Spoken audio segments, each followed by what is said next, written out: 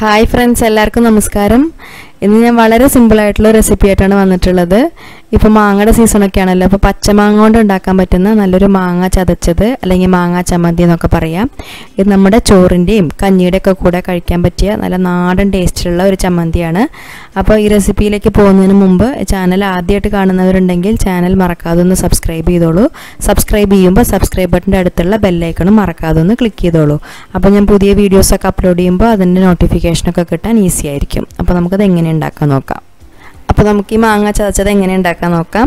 അപ്പോൾ അതിന് വേണ്ടിയിട്ട് ഞാനിവിടെ 2 മാങ്ങയാണ് എടുത്തിട്ടുള്ളത്. 2 മാങ്ങ ചെറിയ പീസസ് ആക്കിയിട്ട് കട്ട് ചെയ്ത് വെച്ചിട്ടുണ്ട്.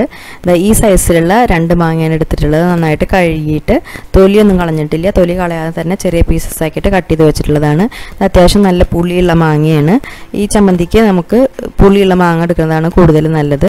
പിന്നെ ഞാൻ ഈ തൊലി റിമൂവ് ചെയ്യാത്ത എന്താണെന്ന് വെച്ചാൽ ചമ്മന്തി കഴിക്കുന്ന സമയത്ത് ഇതിൻ്റെ തൊലിയോട് കൂടി കടിക്കുമ്പോൾ നല്ലൊരു ടേസ്റ്റാണ്. അപ്പോൾ അതുകൊണ്ടാണ് ഞാൻ തൊലി മാറ്റാത്തത്.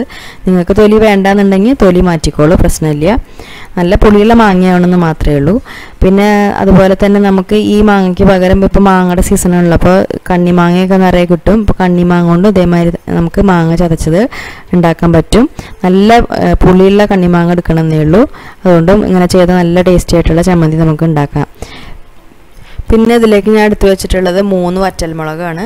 വറ്റൽമുളക് ജസ്റ്റ് ഒന്ന് മൂപ്പിച്ചെടുത്തിട്ടുള്ളതാണ്. വെറുതെ ഒന്ന് പാനിലിട്ടിട്ട് ജസ്റ്റ് ഒന്ന് മൂപ്പിച്ചെടുത്താൽ മതി. എണ്ണയൊന്നും ഒഴിക്കേണ്ട ആവശ്യമില്ല, ജസ്റ്റ് ഒന്ന് ചൂടാക്കിയെടുക്കുക. പിന്നെ അടുത്തതായിട്ട് ഒരു 10 ചെറിയ ഉള്ളിയാണ് എടുത്തിട്ടുള്ളത്. പിന്നെ നമുക്ക് വേണ്ടത് ഇതിലേക്ക് പച്ചമുളകിന് പകരം നമുക്ക് കാന്താരി മുളക് എടുക്കാം. ഇവിടെ ഞാൻ 3 പച്ചമുളക്, വലിയ സൈസുള്ള പച്ചമുളകാണ് എടുത്തിട്ടുള്ളത്. പിന്നെ ഈ എരിവിൻ്റെ അളവ് നമ്മുടെ ഇഷ്ടത്തിനനുസരിച്ച് കൂട്ടും കുറയ്ക്കുകയൊക്കെ ചെയ്യാം. പക്ഷേ മാങ്ങ അത്യാവശ്യം പുളിയുള്ളതായതുകൊണ്ട് അത്യാവശ്യം എരിവുണ്ടെങ്കിൽ തന്നെയാണ് ഈ ചമ്മന്തി നല്ല ടേസ്റ്റ് ആയിട്ട് ഉണ്ടാവുള്ളൂ.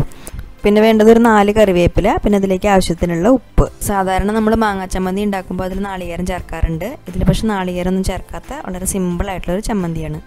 ഇനി നമുക്കത് ഓരോന്നായിട്ട് ചതച്ചെടുക്കാം. അപ്പോൾ ആദ്യം നമുക്ക് വറ്റൽമുളകാണ് ചതച്ചെടുക്കേണ്ടത്. അപ്പോൾ അതിന് വേണ്ടിയിട്ട് ഒരു മിക്സിയുടെ ജാറിൽ വറ്റൽമുളക് ചേർത്തിട്ടൊന്ന് ചതച്ചെടുക്കാം.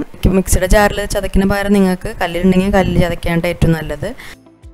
ഇതെല്ലാം കൂടി ഒരുമിച്ച് ഇട്ട് ചതച്ചെടുക്കുകയെന്നുണ്ടെങ്കിൽ വറ്റൽമുളക് പെട്ടെന്ന് അങ്ങനെ ചതഞ്ഞ് കിട്ടില്ല. അപ്പോൾ അതുകൊണ്ടാണ് വറ്റൽമുളക് മാത്രമായിട്ട് ആദ്യം ഒന്ന് ചതച്ചെടുക്കുന്നത്.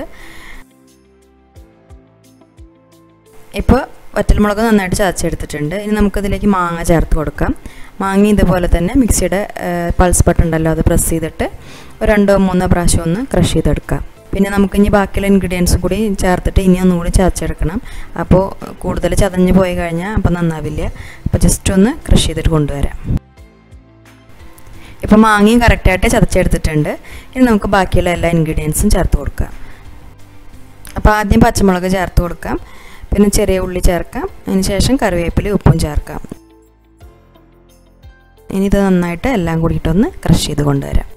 അപ്പോൾ ഇതെല്ലാം നന്നായിട്ട് ചതച്ചെടുത്തിട്ടുണ്ട്. ഇങ്ങനെയാണ് കേട്ടോ അത് ചതച്ചെടുക്കേണ്ടത്. ഇനി നമുക്കത് വേറൊരു പാത്രത്തിലേക്ക് മാറ്റാം.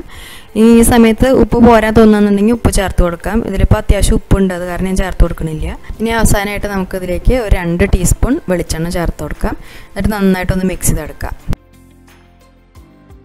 ഇപ്പം നല്ല അടിപൊളിയായിട്ടുള്ള മാങ്ങ ചതച്ചത് അല്ലെങ്കിൽ മാങ്ങ ചമ്മന്തി ഇവിടെ റെഡി ആയിട്ടുണ്ട്. ഇതുണ്ടെങ്കിൽ നമുക്ക് ചോറിൻ്റെ കൂടെയും കഞ്ഞിൻ്റെ കൂടെയും വേറെ ഒരു കറിയുടെ ആവശ്യമില്ല. നമ്മൾ അറിയാതെ തന്നെ ഒരുപാട് കഴിച്ചു പോകും. അത്ര നല്ല ടേസ്റ്റാണ്. അപ്പോൾ എല്ലാവരും ഇത് മറക്കാതെ ഒന്ന് ഉണ്ടാക്കി നോക്കൂ. ഉണ്ടാക്കി നോക്കിയിട്ട് അഭിപ്രായം പറയൂ. അതുപോലെ ഈ വീഡിയോ ഇഷ്ടപ്പെട്ടാൽ നിങ്ങൾ ലൈക്ക് ചെയ്യാനും ഷെയർ ചെയ്യാനും കമൻറ്റ് ചെയ്യാനും മറക്കരുത്.